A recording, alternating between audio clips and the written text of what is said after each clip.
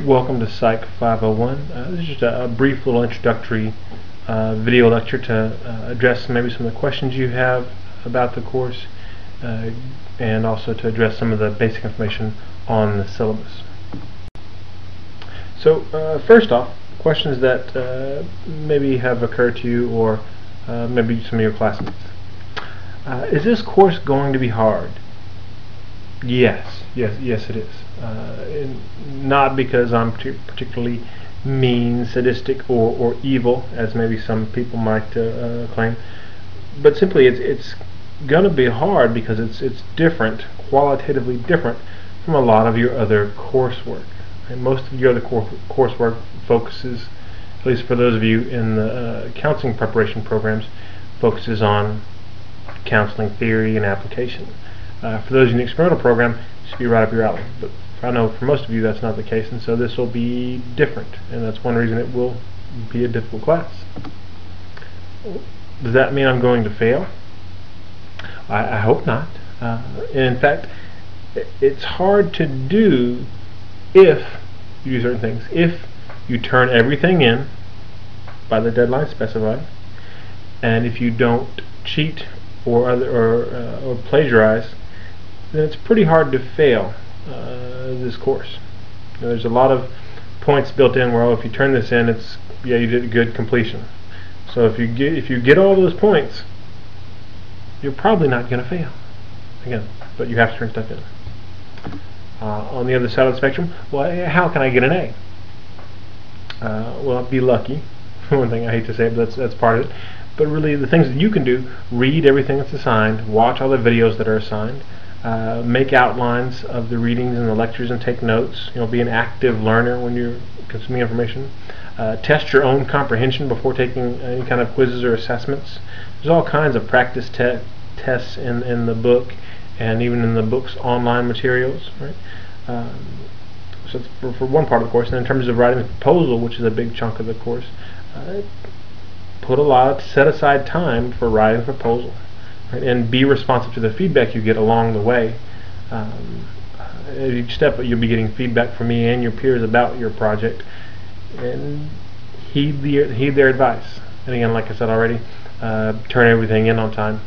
Don't get any late penalties, and you should have a good chance of earning an A. But do I really have to read everything and watch all the videos? No, you don't have to. I'm certainly not going to make you. I won't be taking attendance per se, but I can tell if you were watching the videos. I can go back, and I do sometimes in the semester when it says, "Oh, I've watched all the videos, I've done all the reading, I don't know why I'm not getting it," and I can go back in Blackboard and look and say, "Well, you actually didn't watch everything," and some people watched a video 3 times and you never watched it. So I won't be actively taking attendance, but if you ever are trying to appeal a grade or looking for some leniency or grace, I can tap into that evidence as needed. And again, the more that you read and watch and are an active consumer in this class, the better you're going to do. Well, how much time is this going to take? Well, it's a 3-hour-a-week course, right? So you can plan on 3 hours a week, typically, of watching videos and taking quizzes, and that doesn't count your reading time or other assignments. Writing a proposal. And generally, for college courses, you can typically figure on for every hour of credit, or for every hour you're in class, you expect to spend 2 hours outside of class doing work. So 3-hour class, another 6 hours outside of class.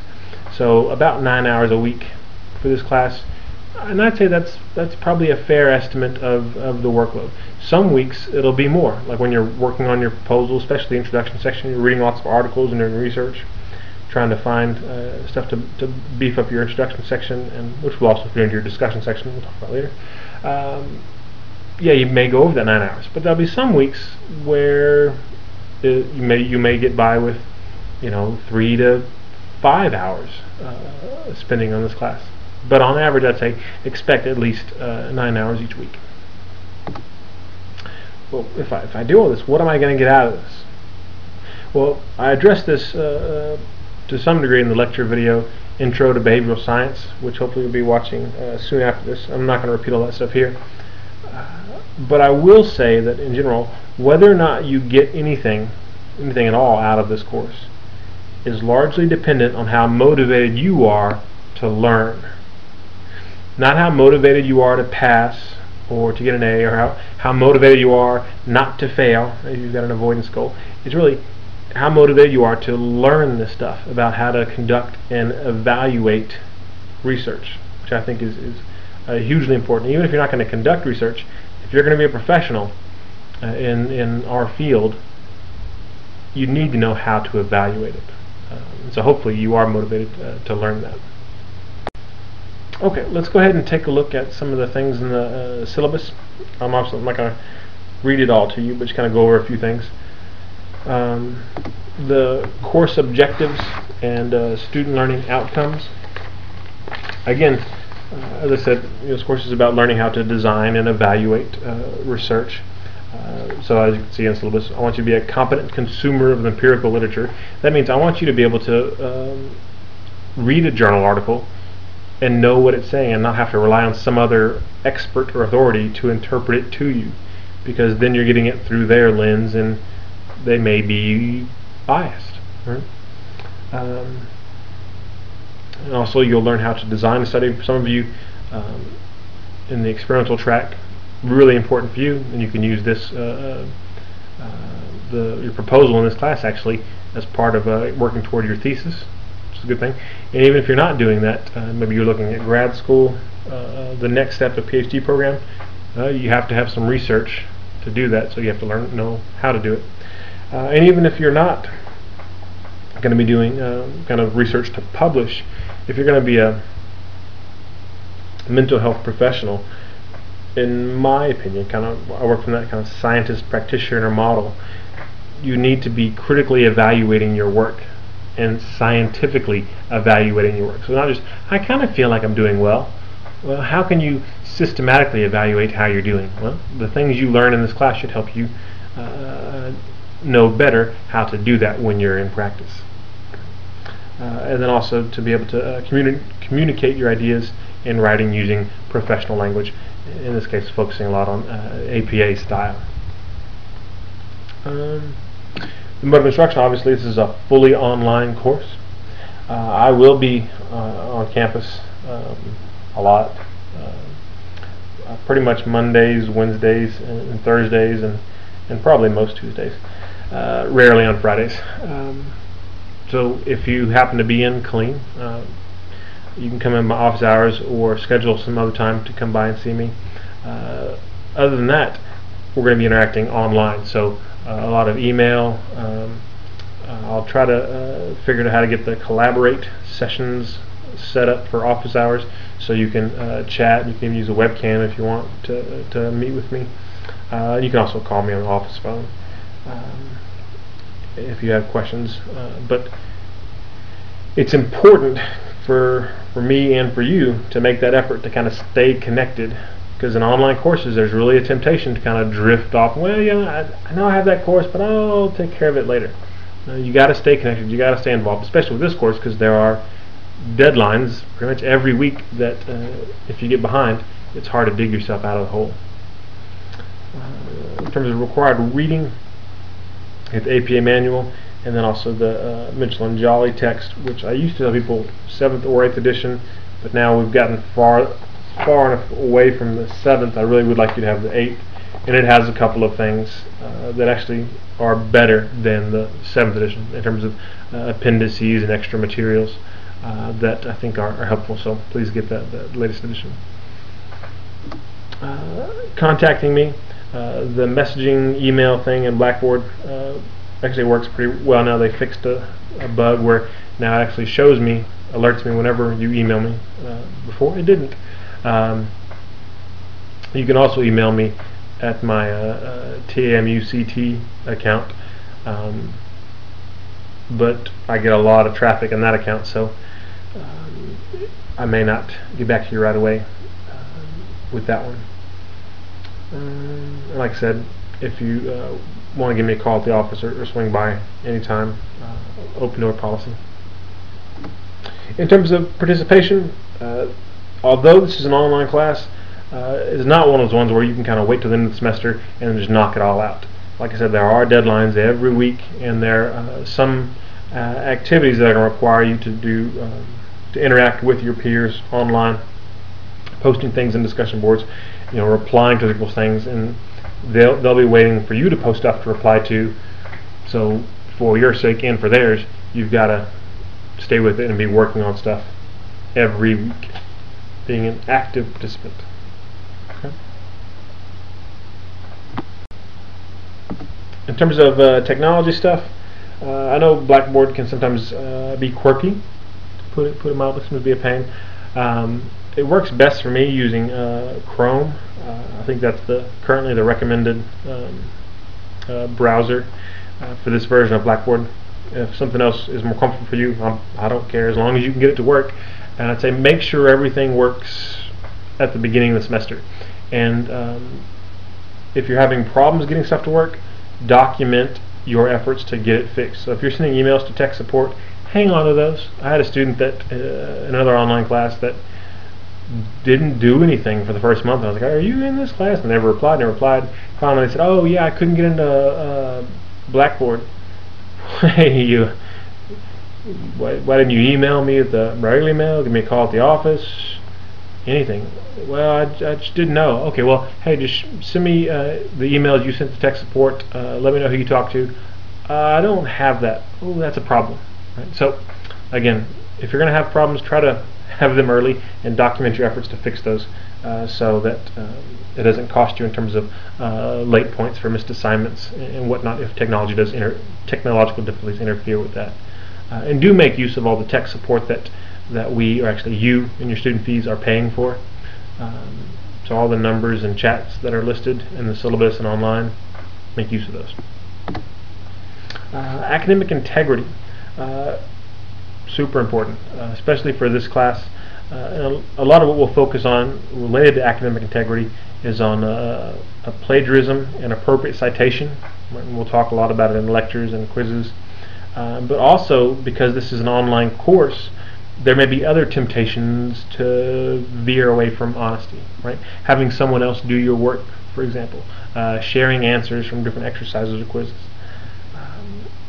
I just really think, in addition to that being damaging to the academy at large, like bad for education, I think it's bad for individuals at a very personal level to bend those rules and venture into kind of gray or black areas of ethics. Well, I really need this, and I know it's wrong, but I need you. I'm just going to do this once. Once you do it once, you're more likely to do it twice, and then you may be setting off down a bad path. So dishonesty, I think, is a corrupting thing that can spread. So please don't do it. You have my faith. Please live up to that. Support services. If you have a disability, make sure that a documented learning disability or learning difference, make sure that you get the appropriate documentation from the disability support coordinator. And this part people usually forget, make sure you contact me to discuss what accommodations can be made. Because the disability support coordinator typically sends me a letter saying, oh, they may need some accommodations that may include these types of things. But they don't mandate to any professor what has to be done. So the student and professor need to talk about that and come to some agreement at the beginning of the semester about what kind of accommodations, in terms of more time on assignments, or if having someone else take notes for you, those types of things are allowable.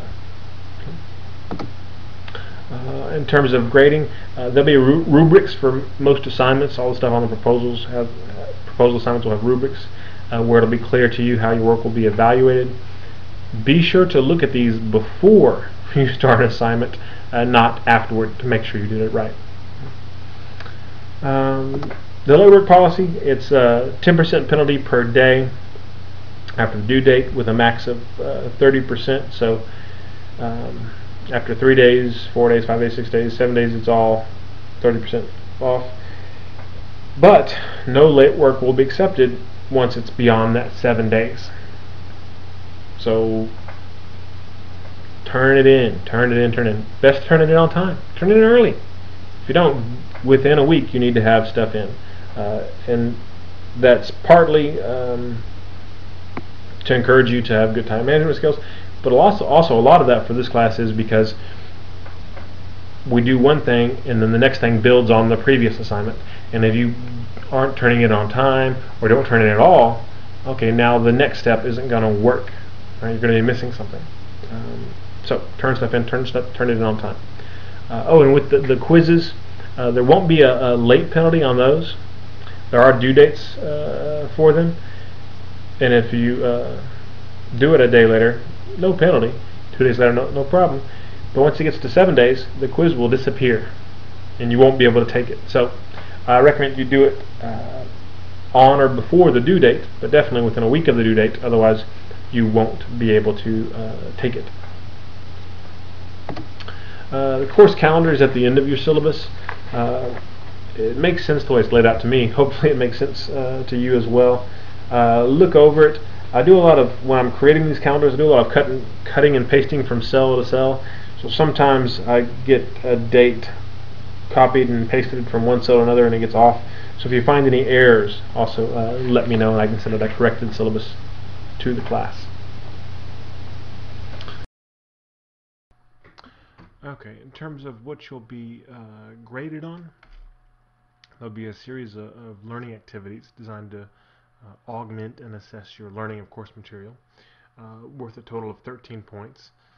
The first one's pretty easy, just introducing yourself. There's a link in the discussion board for that. You can look at the directions about how to do that. It's pretty straightforward, posting something about yourself and then replying to classmates. And then the second learning activity will be an article critique, where you use a form that I'll provide to you to critique an empirical article. And the important thing to remember about this is making sure that the article you choose is reporting on an empirical investigation. It can't be a theory article. It can't be any kind of article just in the popular, from pop culture, from Time magazine or something. It needs to be from a peer-reviewed journal reporting on the results of some study, right? The third one, the application to practice. This is where you're going to write just a brief essay describing how you would basically examine the efficacy of some treatment technique with some particular set of clients. And you've got a lot of flexibility here in terms of choosing what technique you want to look at with which clients. And you don't have to obviously completely design the study and conduct it. You just need to be able to describe, okay, well, I would get this many people and here's what I would do to them, right? And identifying the type of design you would use to, of course. Number 4, you work with a group, which I'll assign you to a group to develop a survey, either one for needs assessment or program evaluation. Number 5, working with data. I'll give you a fake survey and ask you to create a database in Excel that could potentially be used to enter data. And you won't again need to make up numbers for this. Basically, you'll be creating an Excel file where you'll be putting in labels of the variable names across the top, right? Labeling the columns or rows, depending on what you think is the right way to do it. But setting it up so that, okay, well, I'm ready to go analyze the data. Well, how would you need to put it into Excel or any other kind of worksheet to work with the data? And then the last learning activity is just an online ethics training. Pretty straightforward. You just go through the NIH training. I've got the link there for you. And when you get to the end, it'll show you a certificate which you can print out and then scan, or you can make a screen capture. If you're not sure how to do that, just Google screen capture and then upload the image of that certificate to get credit for that assignment. Okay. Then you have a series of proposal assignments that, kind of the major project in this class is developing a research proposal, and it's a proposal. You're proposing how you might do a study, how you would do a study. You're not actually going to do a study. You're not going to collect data. You're not going to analyze data. So please, when you're writing a proposal, don't write about what you did or what data you collected, because you won't do that. You'll simply write about what you would do, what you propose to do. Anyhow, I've got several assignments broken down, trying to make it easier for you so you don't get to the end of the semester and have this one big thing to knock out, but broken down into pieces where I can then give you feedback so you don't get too far afield, basically outlining all the components of the proposal, and then at the end you'll just need to kind of fill it in and hopefully write well in APA style and get an excellent grade on it, because you're going to cite appropriately throughout, and clearly communicate what you're doing. There'll also be a series of comprehension quizzes, and these will be brief, usually 5 to 10 questions. They'll be timed. You'll have between 30 and 60 minutes to complete them, and they'll be based on both the reading and the material presented in the video lectures. So be sure you read the assigned reading and watch the assigned videos that precede quizzes in the syllabus calendar. APA Mega Quiz. I used to have people do multiple APA quizzes, and I'll still make those quizzes available to you, but now they'll become practice quizzes for you, where you can take a quiz over over several sections of the APA manual. And then whenever you're ready, but by the deadline, which is toward the end of the semester, you'll take one big quiz that covers all the sections, covers all the material and all the other little practice quizzes, the APA Mega Quiz, and you'll get a grade on that one Mega Quiz. I've got video lectures posted to help you master APA style. You aren't required to watch those videos or do the practice quizzes, but I certainly would recommend you do it. You are required to watch the video on plagiarism and take the plagiarism quiz. I can't stress how important this is, that you fully understand what plagiarism is and what appropriate citation is. I say it in the video, I'll say it again here for emphasis. Plagiarism isn't just knowingly cheating. Sometimes if you inappropriately cite and it's a mistake, it could still be considered plagiarism, and in this class it will cost you points, and those points could prove costly in a bigger picture. So please pay very close attention to that video and that quiz. If you have any questions about anything on that quiz, please let me know. In the semester, of course, we'll have a final exam, which will be comprehensive. Be a bunch of multiple choice questions, which will be fairly similar to the quiz questions from the comprehension quizzes. Just, I think probably a little harder, but the same ideas. Generally trying to get you to apply the knowledge more than just regurgitate it. And then there'll be 2 essays, same type of essays I always do. One will be where you have to describe how you would do a study. I'll give you some sort of scenario, and you say, okay, well, I would answer that question by doing this study, doing this, this, and this, and you'll tell me how each one of your choices, the sample you get, the measures you choose, how you manipulate the variable, whatever choices you make methodologically, how those choices impact power, construct validity, internal validity, and external validity. The other essay question will be fairly similar, but just kind of flipped around, where I'll describe how someone did a study, and I'll tell you the choices they made, and you'll simply tell me how you think their choices impacted power, construct validity, internal validity, and external validity. Finally, there will be some opportunities for extra credit. This is based on your involvement in research activities. Typically during the semester we get requests from either graduate students working on their theses or undergrads in the research methods class there who are trying to do some research, where they're looking for research participants, often just online surveys, and participating in a certain number of these surveys can earn you extra credit points, and I'll let you know how many points depending on the surveys. But then also, if you get involved in a research team, I think Dr. Yeager has an active team, or if you get involved with any other professor doing research, those activities could very well earn you extra credit in this class. Just check with me in terms of how many points those activities would be worth.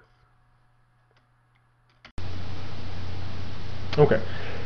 Excuse me, I already talked at the front end a little bit, how not to fail and how to get an A, but again, kind of just going back over the keys to success in this course. Don't get behind. Right? Again, it's tempting in an online course to say, oh yeah, I know that's kind of out there, but you're not seeing me and your classmates face to face every week. There's not that kind of physical reminder that this stuff is due, so it can slip your mind. But I'm telling you, it's really hard to dig yourself out of a hole in this course, because there's a lot of assignments, and it can pile up. Along those lines, if something comes up that interferes with your ability to complete your coursework, a hospitalization, kids get sick, your computer bursts into flames, contact me as soon as possible. Leave me a voicemail at the office if I'm not there. Email me if your computer's not on fire. Just kind of give me that heads up, because it's a lot harder for me to do anything for you if you just disappear for a month, and then at the end of the semester you're like, oh hey, yeah, sorry, some stuff happened, can I do all my work right now? Really hard for me to justify allowing you to do that. But I do understand things happen. Just keep me in the loop and we'll figure out how to make you successful. Or we may figure out, okay, wow, given what's going on, you need to drop the course and take it again next semester. That's another thing. But we can figure that out together. I don't expect you to necessarily do that all on your own, because I can give you some pretty good advice, I think, about the likelihood of succeeding given where you are in the semester and how much you have done. Okay. So again, along those same lines, turn in everything. It's like, oh, I missed the deadline, it's going to be 30% off. It's 6 days late. I don't turn it in now. Get some credit. Some credit is, you only have half of it done. Great, turn it in. Turn it in. Get some points. Better than 0. Getting some feedback is much more helpful than getting no feedback. Cite your sources appropriately when writing your paper and doing your proposal assignments. And I'm not going to really ding you hard on this as you're working on your drafts. Right? I'll give you feedback as if I see it. But really, it's at that end when you turn it in, and you're going to turn it into turnitin.com too. It needs to be cited appropriately. So giving credit where credit is due. If you have the exact words from an author, those appearing in quotation marks, right? All those things, because not doing so will cost you points, and depending on the level of inappropriate citation, may also cause you some trouble with the university in terms of having to deal with student affairs and violation of the student code of conduct. Most importantly, I guess would be last here, figure out the context of this information, of this course, for you. Because the information in this course really has wide-ranging applicability. People going into a variety of different fields, doing different things with their lives. There's something in here for everybody, potentially. But you've got to figure out for yourself why this matters to you. If you don't, it'll be a long, tedious slog through a pile of work. But if you figure out, okay, I get why I need to know this. I get where I could make use of this. Okay, it's going to be a lot more exciting for you and a lot easier to get the work done. Okay, just last two things. Let me know what questions you have. Email, call me, come by the office, and good luck. And I do hope that this class has an impact on how you think and how you see the world.